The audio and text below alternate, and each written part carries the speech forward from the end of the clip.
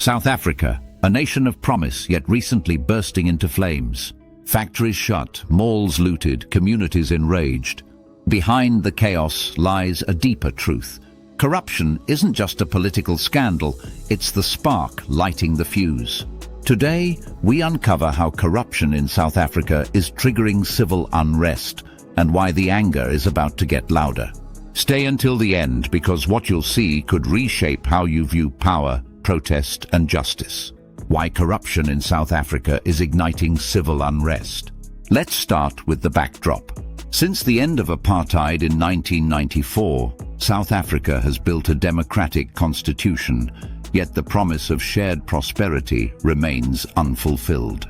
Today you find massive inequality, high unemployment, weak public services, and rolling power cuts. These aren't abstract problems, they're day-to-day reality for millions. For many, the government isn't just failing, they're seen as part of the problem. Now overlay corruption. Public funds meant for infrastructure, health, service delivery are siphoned off, mismanaged, or simply lost.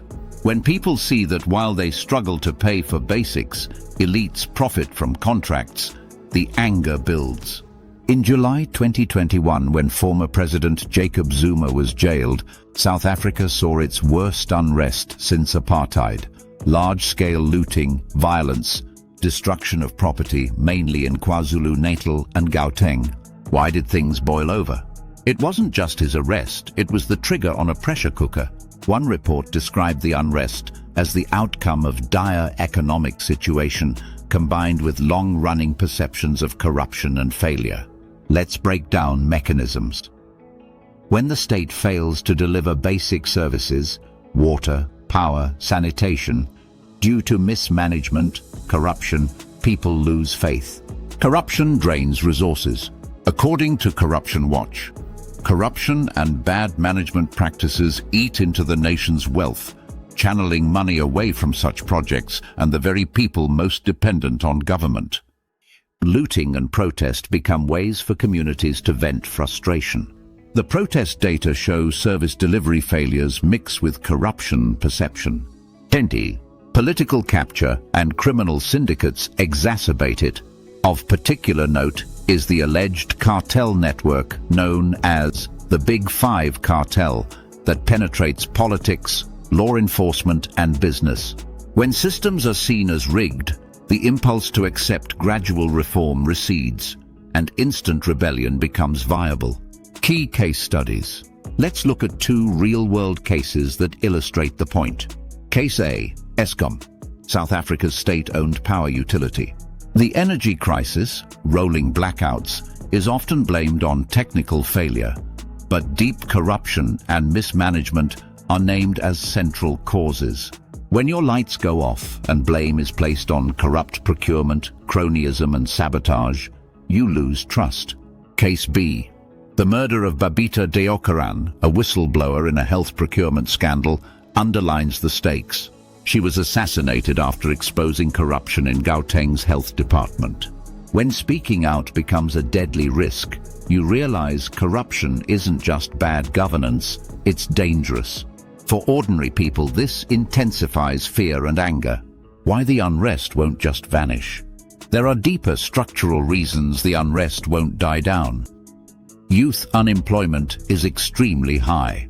Many young South Africans see little hope of economic participation, and the distribution of resources is still highly unequal. Corruption adds to the feeling that efforts won't yield results. Trust in institutions is eroding. According to the Afrobarometer survey, support for democracy in Africa is falling, particularly in South Africa, where only 43% now say democracy is preferable to other forms of government. Because corruption is entrenched, protests feel one of the few options left. People are saying, if we can't get help through the system, we'll disrupt the system. That's why what began as economic frustration morphs into civil unrest, looting, and broader breakdowns of order. What needs to happen and why it's urgent? Fixing this requires more than arrests and rhetoric. The core issues are transparency and accountability. Public procurement, service delivery must be open and audited. Protection for whistleblowers and activists. Without safety, corruption stays hidden.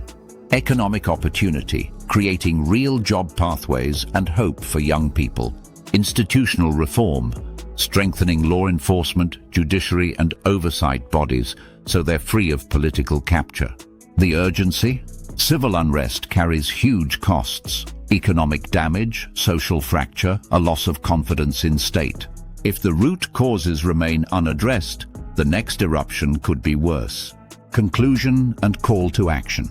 Corruption in South Africa isn't just about politicians stealing money. It's about dreams deferred, trust broken, and a society on edge.